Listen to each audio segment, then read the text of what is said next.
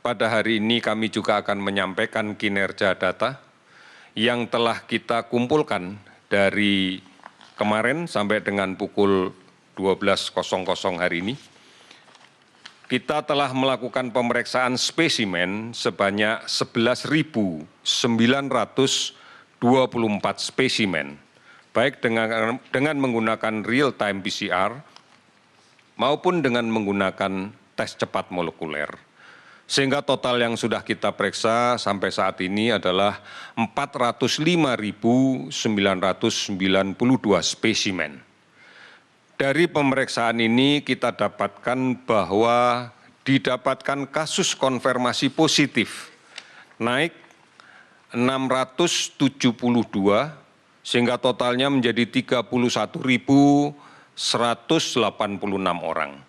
Kalau kemudian kita rinci lebih detail lagi dari kasus konfirmasi COVID-19 ini, kita lihat DKI Jakarta hari ini melaporkan penambahan sebanyak 163 kasus baru. Namun juga pada hari ini dilaporkan 294 kasus sembuh. Kemudian Jawa Timur melaporkan hari ini ada penambahan 113 kasus. Kasus sembuh yang dilaporkan 48 kasus. Kemudian Sulawesi Selatan ada 64 kasus, Papua 59 kasus, dan Jawa Tengah 51 kasus. Dari keseluruhan provinsi ini kita lihat data per hari ini sudah ada 21 provinsi yang melaporkan kasus kurang dari 10, bahkan 8 diantaranya melaporkan tidak ada kasus sama sekali.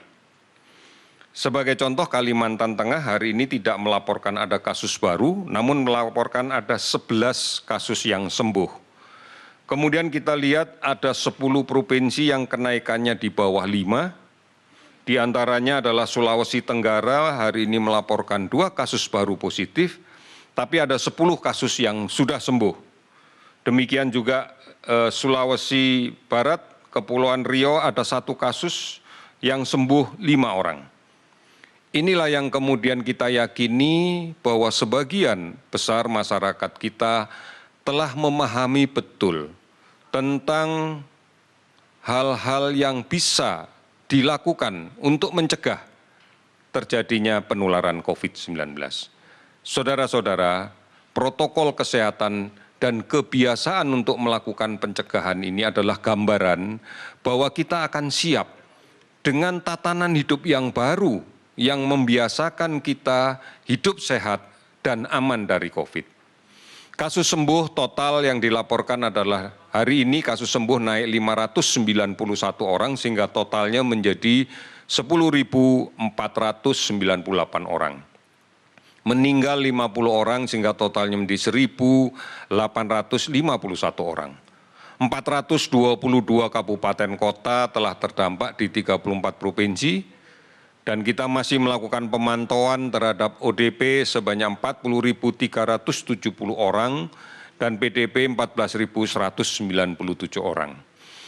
Saudara-saudara, kita harus meyakini betul bahwa upaya bersama tidak terputus untuk merubah perilaku kita agar mengikuti tatanan yang baru dengan kemudian mengedepankan protokol kesehatan. Inilah yang menjadi satu-satunya cara saat ini untuk melawan COVID-19. Saudara dapat mengikuti berbagai berita, berbagai imbauan, berbagai anjuran, berbagai rencana kerja pemerintah dari beberapa informasi yang telah kami sediakan di berbagai situs resmi kita. Baik di covid19.go.id ataupun melalui call center akun 119 extension 9, ada akun media sosial @lawancovid19, Halo Kemkes, dan banyak sekali aplikasi online dan layanan telemedicine yang lain. Saudara-saudara, fasilitas ini pun bisa digunakan untuk berkonsultasi di bidang kesehatan. Sehingga tidak perlu lagi untuk kepentingan konsultasi harus datang ke rumah sakit, harus ngantri di rumah sakit, dan kemudian memiliki risiko manakala nanti berada di tempat yang banyak dan kemungkinan tertular. TVRI, RRI selalu menyampaikan berita ini dan sudah barang tentu televisi dan radio swasta akan mengikutinya. Oleh karena itu saudara-saudara sekalian, kembali lagi kami mengingatkan, kalau kita aman karena menjalankan protokol kesehatan, maka kita akan terlindung dari COVID-19. Dengan perubahan paradigma hidup seperti ini, maka kita bisa aktif untuk kemudian produktif kembali. Oleh karena itu persyaratan mutlak bahwa kita harus aman.